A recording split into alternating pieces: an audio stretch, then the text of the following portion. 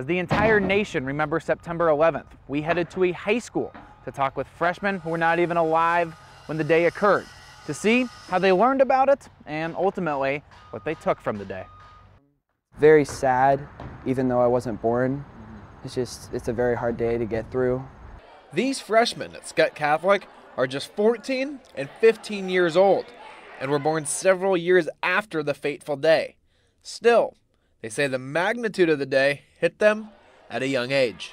In kindergarten, at my elementary school, as a scout, we used to do a ceremony and we'd raise the flag, and that was my first exposure. In elementary school, we always watched videos in social studies class, and I did a report over George W. Bush in 8th grade, and so I kind of learned a little bit more about it. I just learned it from my parents. Like, people would just talk about 9/11. I just asked them what it was, and they told me.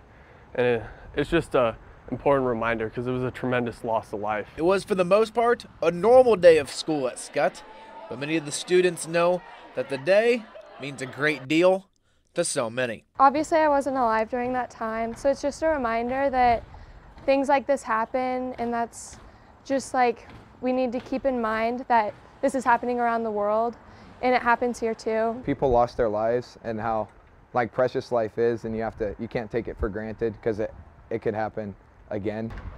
Now the freshmen tell us that a brief prayer service started at the beginning of the day to remember 9/11.